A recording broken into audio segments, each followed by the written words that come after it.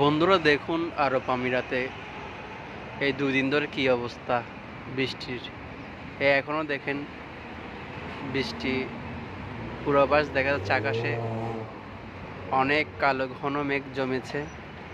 এখন প্রায় 3:50 বাজে বিকাল, কিন্তু দেখেন মনে হচ্ছে সন্ধ্যা হয়ে গিয়েছে।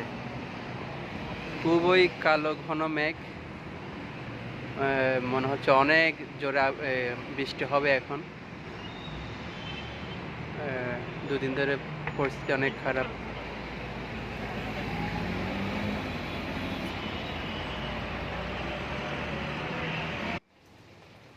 বলতে বলতে চলে আসলো বৃষ্টি।